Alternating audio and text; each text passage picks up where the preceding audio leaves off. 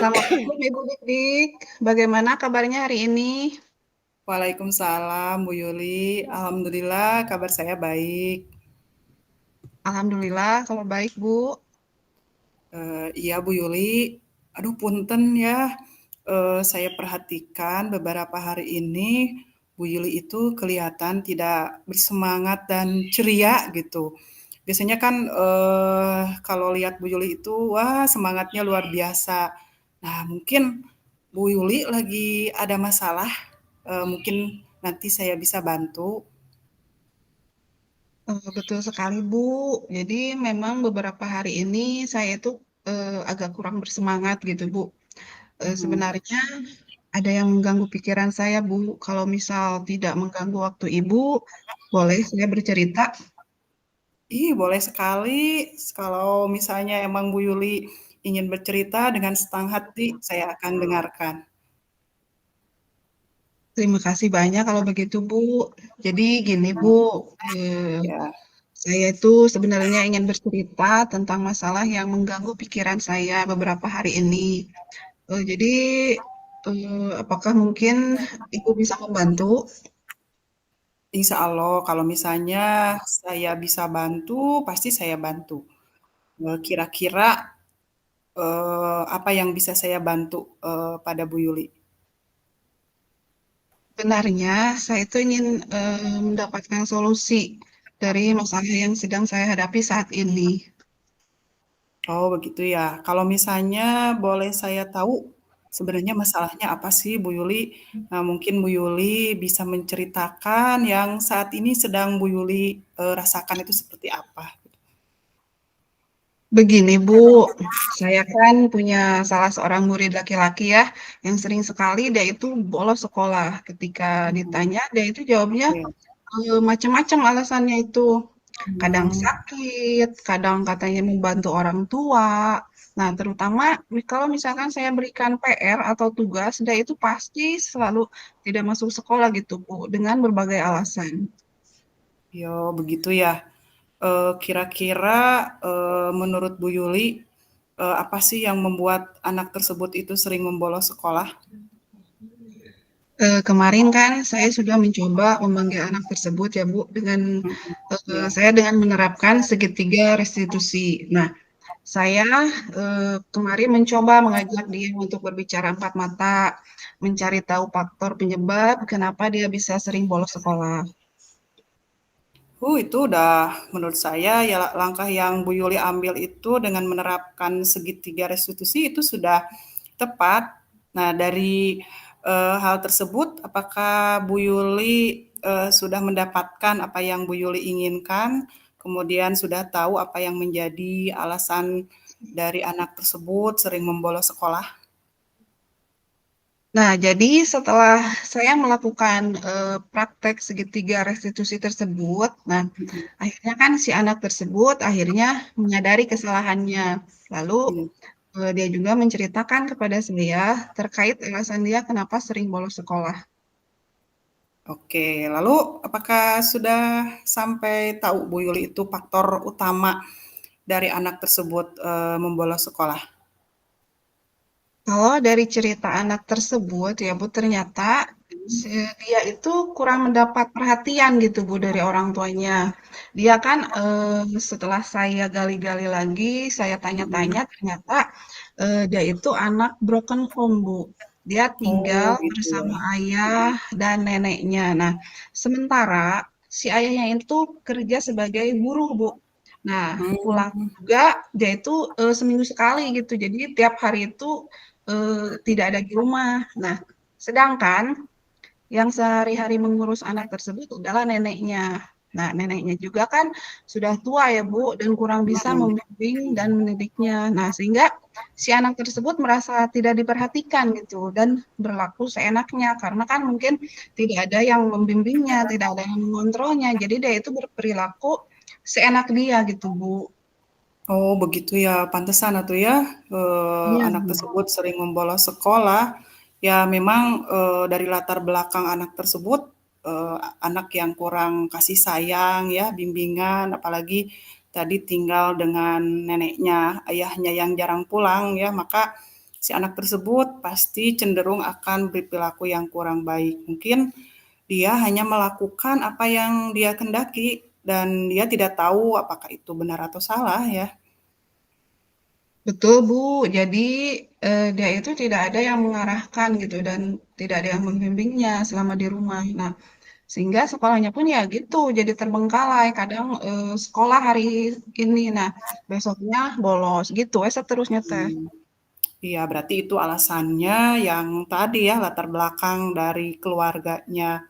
Nah, yang dari cerita Bu Yuli, menurut saya sih, tindakan yang Bu Yuli lakukan itu sudah sangat tepat sekali, karena dengan tadi ya menerapkan segitiga, restitusi, Iya. kemudian kita, membuat si anak itu sadar kesalahannya dan tahu alasannya, nah, eee, kenapa anak tersebut berbuat demikian.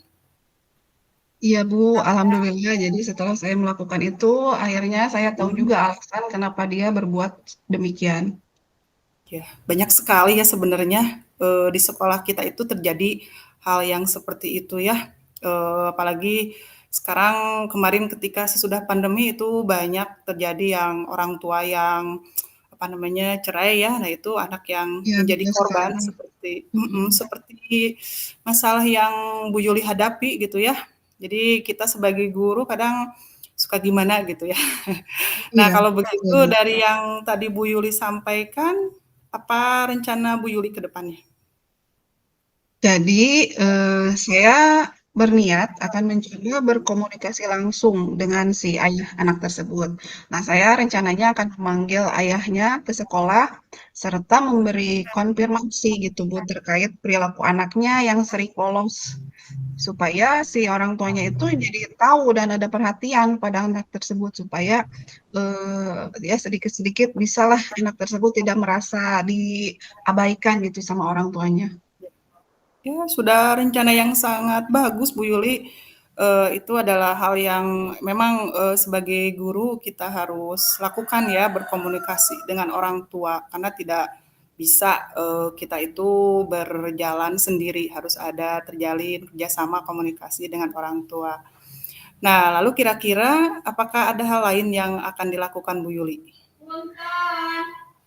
Iya Bu, jadi saya juga selain tadi memanggil orang tuanya, ayahnya, saya juga mungkin akan terus memotivasi anak tersebut supaya lebih semangat lagi untuk belajar dan tidak Oh, sering iya, bolos. betul. Nah, saya juga akan berkomunikasi terus dengan orang tuanya untuk mengontrol kehadiran sekolahnya. Nah, sehingga anak tersebut minimal ada perubahan lah Bu untuk perilaku membolosnya supaya tidak terlalu apa abisannya itu tidak terlalu sering gitu bolosnya. Wih, mantap sekali Bu Yuli, langkah yang Bu Yuli ambil, tadi yang, Bu Yuli ceritakan itu sudah betul, setuju sekali lah seperti itu ya.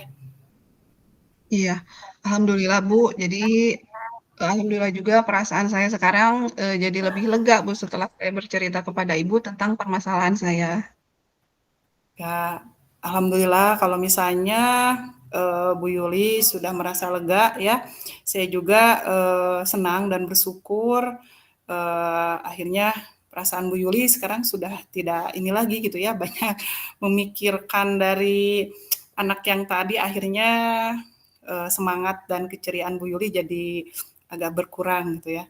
Nah, dari yang sudah direncanakan Bu Yuli, mungkin punya komitmen ya. Nah, nanti komitmen, apa yang akan dilakukan untuk menjalankan dari rencana Bu Yuli tadi? Komitmen yang mungkin saya akan jalankan diantaranya mungkin saya tidak akan henti-hentinya Bu untuk selalu mengingatkan anak tersebut ya bahwa Ya, kita itu harus selalu berperilaku baik, tidak sering bolos dan dia dapat menimbulkan energi positif di lingkungannya. Itu mungkin Bu yang akan saya lakukan dalam waktu dekat ini.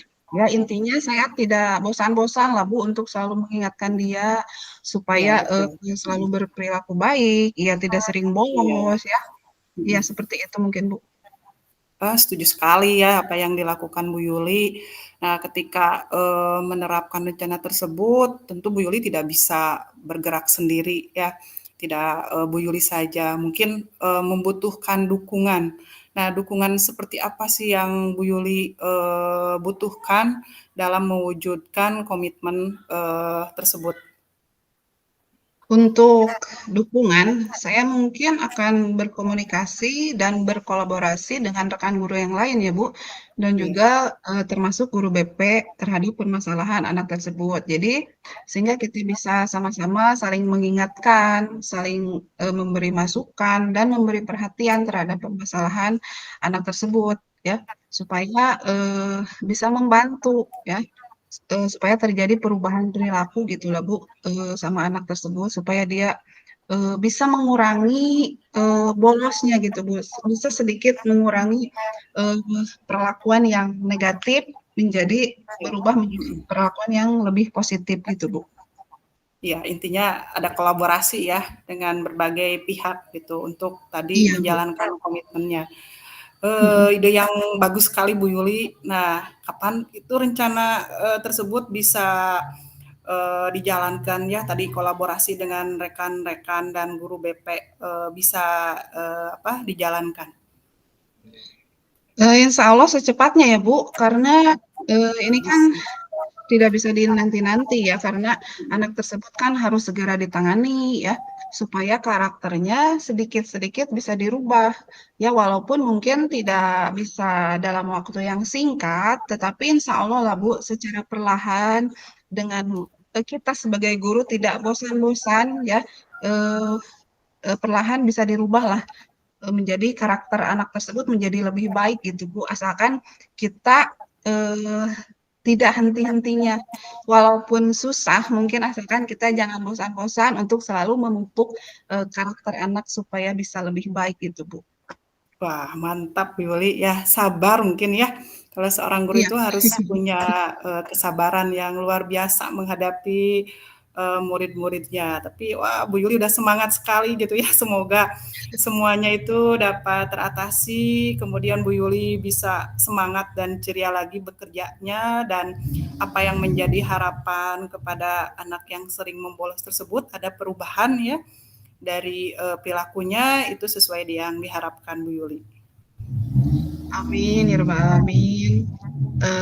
Terima kasih banyak, Bu, untuk waktunya yang mendengarkan keluh kesah saya dan juga, masukannya, sehingga saya sekarang alhamdulillah, merasa lebih lega, Bu, dan masalah saya juga, sudah terpecahkan. Ya, sama-sama Bu Yuli harus semangat ya. Tetap semangat untuk kita menerapkan karakter terhadap murid kita. Baik, Bu. Kalau begitu, Bu, saya izin untuk ke kelas kembali, Bu. Kebetulan saya masih ada jam pelajaran di jam sekarang. Oh iya, baik silakan Bu Yuli, sukses selalu untuk Ibu. Ya, bismillahirrahmanirrahim. Assalamualaikum, Ibu Dik-Dik. Apa kabarnya hari ini? Waalaikumsalam, alhamdulillah Bu Yuli baik dan sehat. Bagaimana kabar Bu Yuli? Alhamdulillah, Bu. Ikut senang jika sehat dan baik. Alhamdulillah, saya sehat juga. Punten, Bu Dik-Dik, beberapa hari ini saya amati Ibu kelihatannya seperti banyak pikiran gitu, Bu. Kurang bersemangat gitu. Tidak seperti biasanya. Kalau boleh tahu, kira-kira Bu Dik-Dik ada masalah apa ya, Bu? Ih, betul Bu. Memang beberapa hari ini saya itu pikiran saya itu tidak nyaman dan tenang gitu ya. Bu Yuli Hmm. tahu kan beberapa hari yang lalu Pak Pengawas itu melakukan supervisi kelas ya. Dan saya mendapat teguran dari hasil umpan balik tersebut. Nah, kaitan dari teguran tersebut itu mengganggu pikiran saya, apalagi kan kegiatan supervisi itu kan kegiatan mengajar ya, kegiatan yang sehari-hari untuk seorang guru itu dilakukan. Jadi intinya perasaan itu merasa tertekan gitu karena mendapat teguran dari Pak Pengawas. Jadi sebuah hal yang tidak nyaman buat saya seperti itu. Oh iya, Bu, saya ingat Bu Dik-Dik kegiatan supervisinya minggu yang lalu ya, Bu. Kenapa Mm-mm, coba benar sih. kira-kira? Apa sih yang membuat Bu Dik-Dik mendapatkan teguran tersebut? Dari teguran tersebut sih, masalahnya kalau saya, ini lihat itu dari RPP-nya, ya mungkin, saya terburu-buru dalam persiapan, kegiatan supervisi karena memang pas kegiatan lagi banyak gitu ya, jadi saya kurang optimal menyiapkannya. Nah, ketika action di kelas itu ada hal yang, tidak saya lakukan. Nah, terus itu teguran tuh mengganggu pikiran saya, Bu Yuli. Maksudnya bagian mana ya Bu yang dikritik oleh Pak Pengawas? Yang mengkritik Bu Dik-Dik itu yang bagian mananya sih? Itu sih, yang dikritik itu tentang RPP dan juga proses kegiatan belajar mengajar saya pada saat supervisi. Oh, jadi proses belajar mengajar yang seperti apa Bu yang dikritiknya?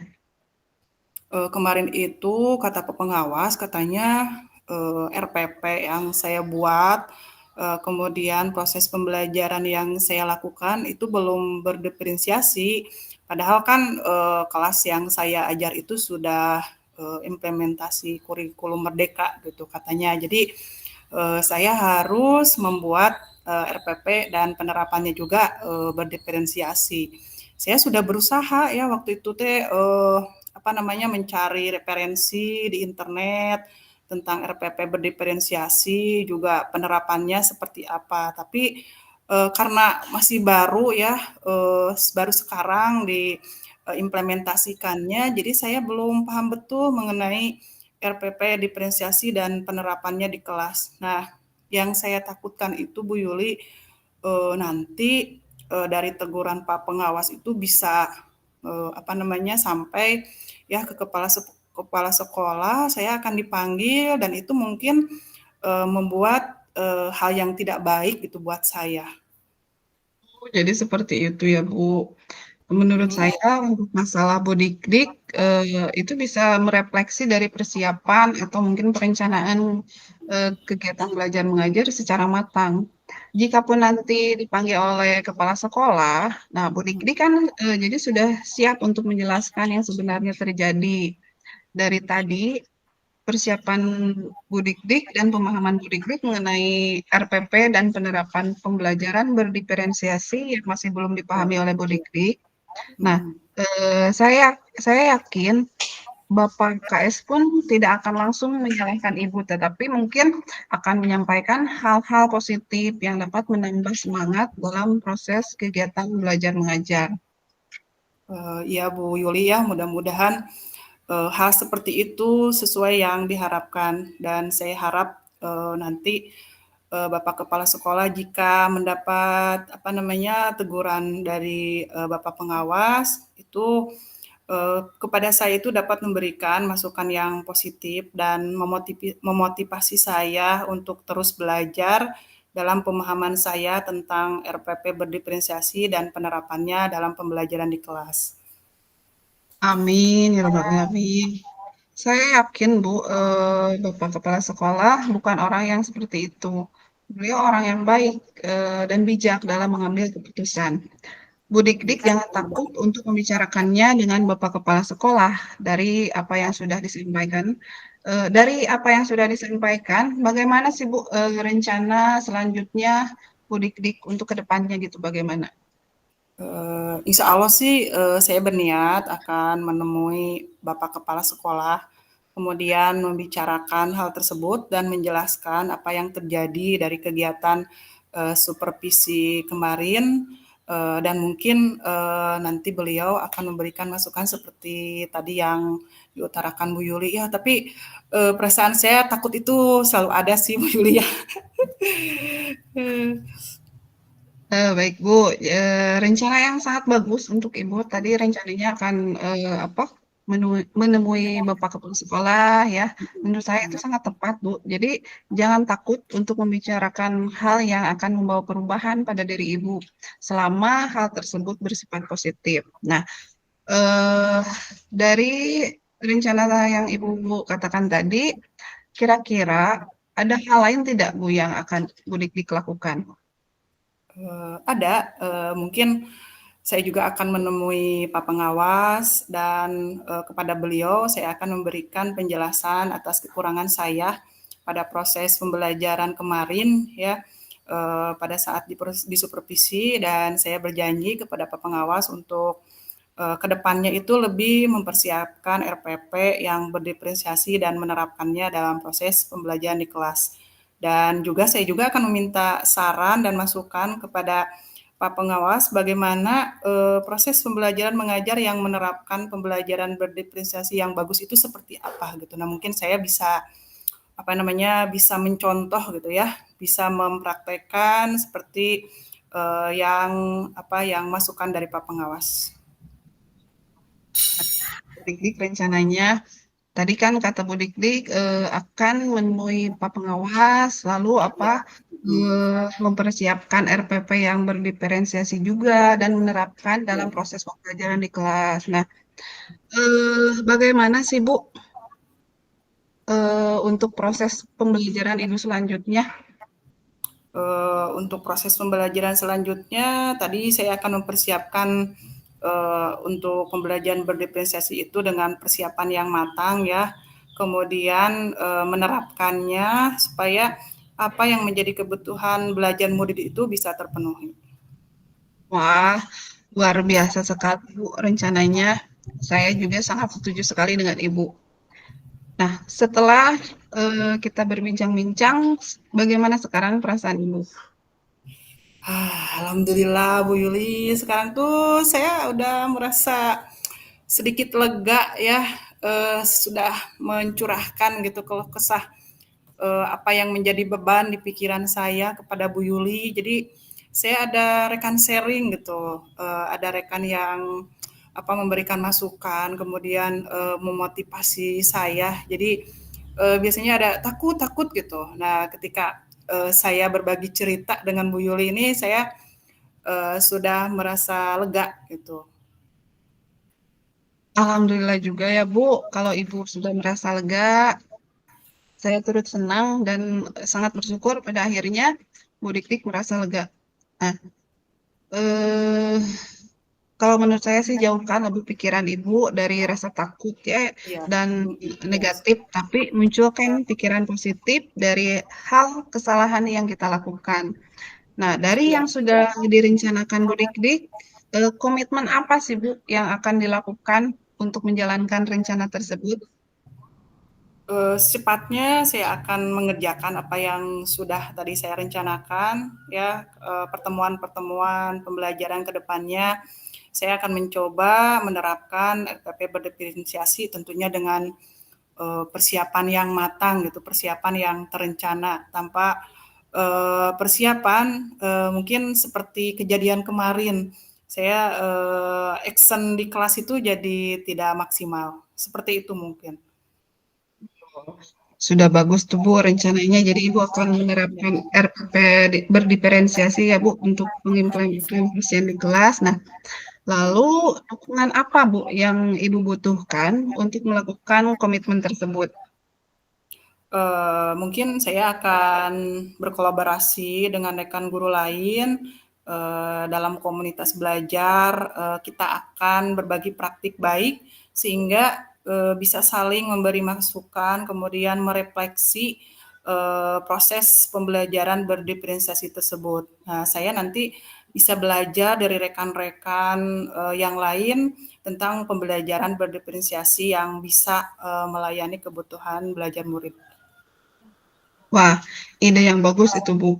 Betul Bu, dengan berbagi praktik baik, kita akan bisa saling merefleksi pembelajaran yang kita lakukan sehingga apa yang menjadi kekurangan kita itu bisa sedikit diperbaiki dan apa yang menjadi kelebihan bisa ditingkatkan lagi. Nah, semoga semuanya dapat segera terselesaikan ya Bu. Ya, Semoga Bu Dik-Dik bisa bekerja lagi dengan semangat, dengan ceria kembali setelah semua permasalahannya sudah dibicarakan, semoga bisa eh, lega lah sedikit Bu Dik-Dik. iya, alhamdulillah, amin ya robbal alamin ya Bu Yuli. Terima kasih Bu Yuli sudah meluangkan waktunya untuk mendengarkan cerita saya ya, dan juga masukannya itu sangat bermanfaat sekali buat saya. Selain dari untuk tadi pembelajaran berdiferensiasi juga untuk motivasi saya jadi apa ya namanya semangat lagi gitu ya, tune on lagi gitu untuk ke kelas, kemudian aktivitas kita di sekolah gitu. Dan yang paling penting saya sudah merasa lega sekali gitu, sudah mengeluarkan apa yang ada dalam hati saya, unek-unek saya. Iya, alhamdulillah kalau gitu Bu, saya juga sama-sama terima kasih sama Bu Dik-Dik ya, kita sama-sama sharing di sini. Alhamdulillah kalau Ibu sudah merasa lebih lega. Iya, terima kasih banyak ya Bu Yuli. Mohon izin, kebetulan saya ada jam mengajar dan ada janji juga dengan murid. Terima kasih banyak, Jazakallahu khairan katsiro atas waktunya ya. Mudah-mudahan kita sering sharing ya, sering ngobrol gitu tentang masalah-masalah kita. Terima kasih banyak ya Bu Yuli. Sama-sama Bu, silakan, sukses untuk, mengajarnya. Siap.